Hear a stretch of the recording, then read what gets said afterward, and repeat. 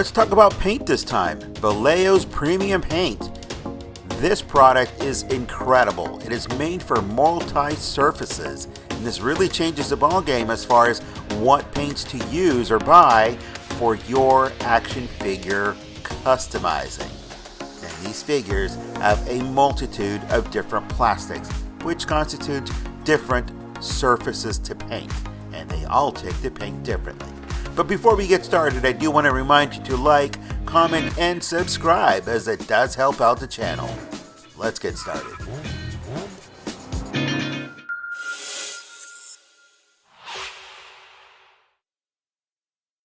The most important reason about changing to these paints from Vallejo is because they are a multi-surface paint. And let me show you what the actual directions read.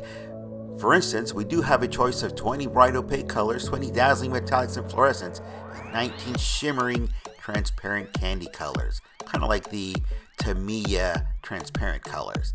Now, these paints are ready to use right out of the bottle, and you don't need all of the colors. You can take these primaries and mix your own. But it is a safe and water-based, non-toxic, and highly versatile airbrush ready paint.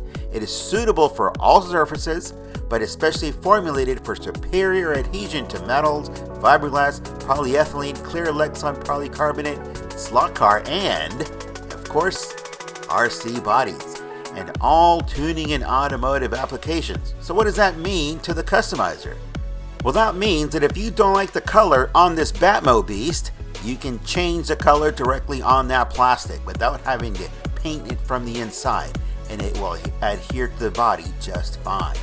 Now, you can paint this by hand, and it is a self-leveling paint, but it is best when used with an airbrush. We are going to use this time the 105 Aero from Badger, as it provides a great use for even a beginner to start using an airbrush, and the paints are ready to use straight out of the bottle. This is what's on the description in the actual label. For airbrushing, the colors can be used directly from the bottle when using a nozzle 0.3, which is what this airbrush has. For the metallic colors, some dilution might be necessary. The recommended compressor setting is 30 to 60 psi. So let me show you what compressor I am using for these different projects. Mine is 20 years old. You could probably find one a little bit newer and probably within the same price range. This is about $160. Newer ones may be within that range or maybe a little higher. And this is made by the Pache Airbrush Company. I love their compressors. I don't like their airbrushes. I don't like the way they're designed, the way they handle, the way they feel. I just don't like the way they're built. But I do love the air compressor itself. This is nearly silent, so it does have a slight sound. The silent ones are incredibly expensive, and they're much larger. This is fairly small. It really just fits under the desk, and it's minimal noise. As you can see, it is very basic. It is a 1-gallon tank reservoir at the bottom where the label is, and the compressor is right at the top, and it is half the size of the tank itself. Very small. It is an oilless airbrush compressor, so that it's maintenance free. It's just an on-off switch, an outlet, and the actual air gauge. And it's going to tell you exactly the pressure that it is putting out. You can't change the pressure. It just has a gauge to tell you what the pressure is. Here is my Badger airbrush hose with an adapter hooked up to the Pache tank.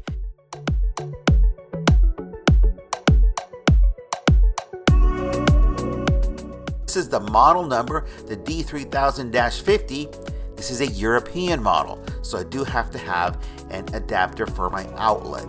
I got this off of eBay 20 years ago. It still runs like new.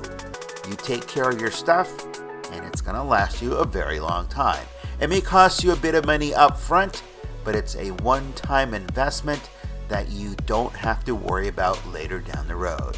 Now, an on-off switch, very simple, nothing very complicated. Again, if you take care of your items, they're going to last for that much longer, and you'll be using them continuously and enjoy the use out of it.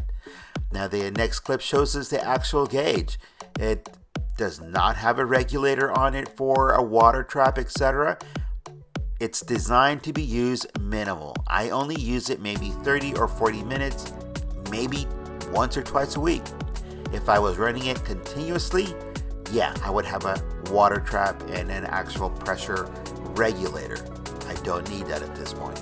This is one of the figures we're going to be working on, and we're going to be working on the cape, as I do have an extra cape I removed, and it is a vinyl, so it's going to be perfect for this kind of paint so that we can see what it does. Let's get started.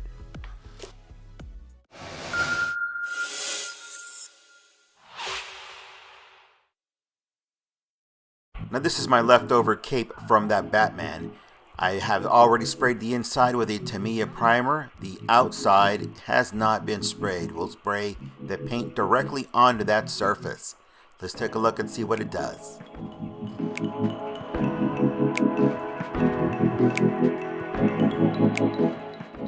We don't need a whole lot of paint to do this. We only need a few drops to get us through this tiny little project.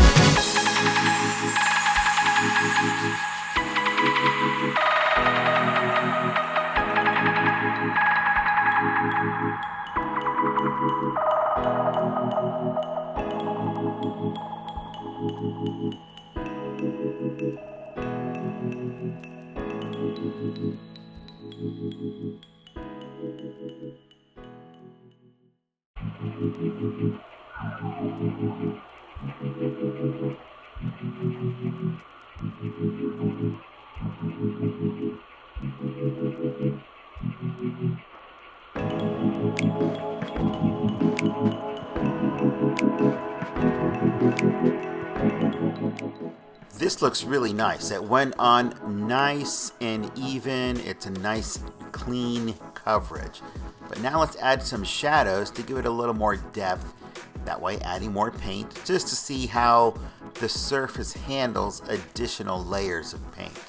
We're going to spray at an angle, so we're going to place these epoxy containers underneath to raise it at the right level to spray at an angle to get only the relief of the actual cape. We don't want to get it on the entire surface.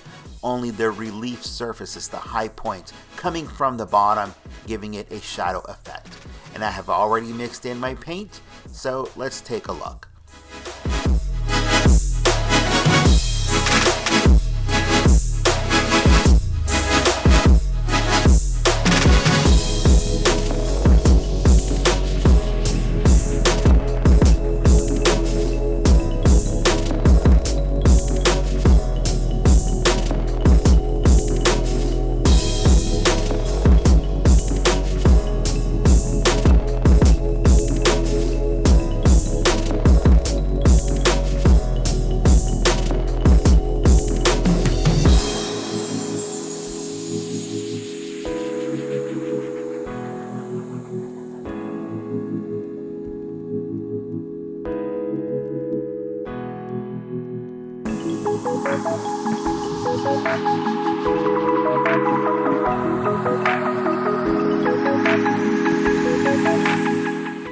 So it looks actually pretty good. And remember, when you do this in very thin layers. That way you can control the amount of shadowing that you want to see.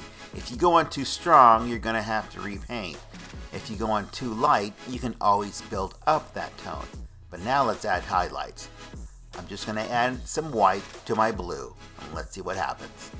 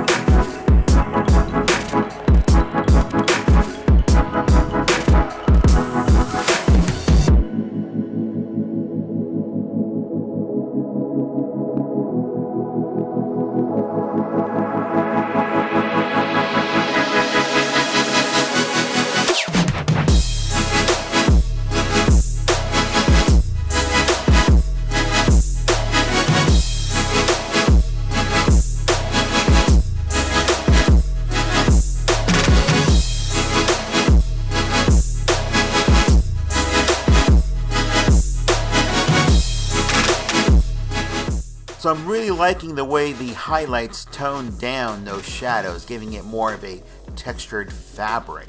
But let's go on to the inside. Remember, I have already primered this with Tamiya primer. I'm interested in seeing how the two different brands mix once they're applied together. So let's get the rest of this blue paint out of here and going to our purple, which is nothing more than a red, a blue, and a touch of white to lighten that purple. Let's see how the surface takes to this paint.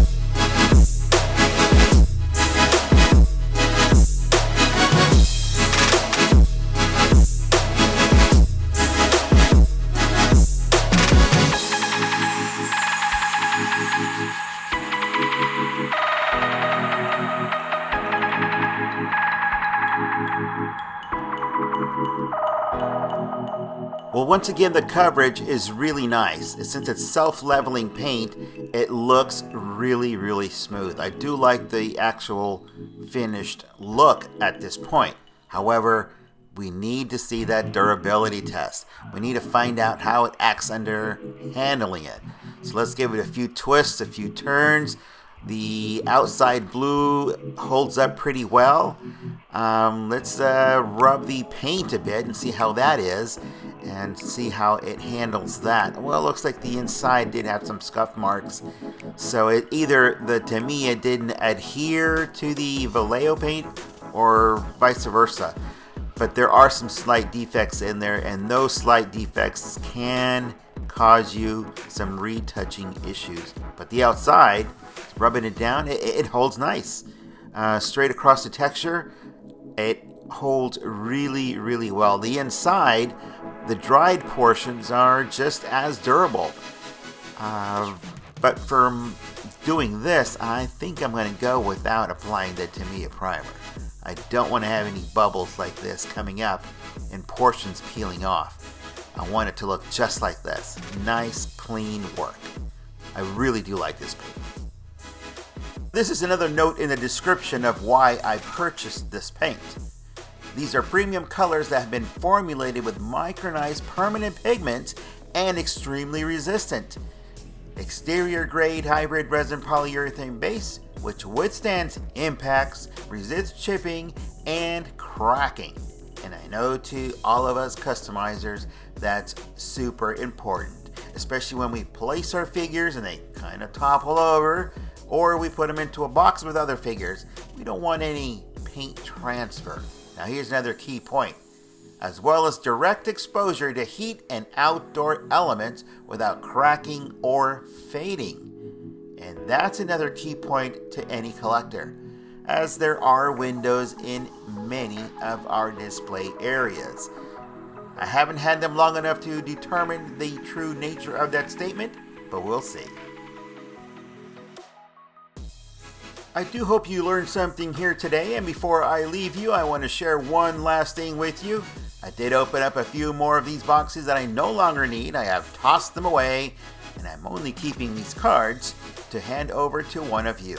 This is a first come first served basis. My email is in the description. Send me an email and these cards are yours. Once again, if I do find more of these in my collection, actually I don't collect these. I throw them away.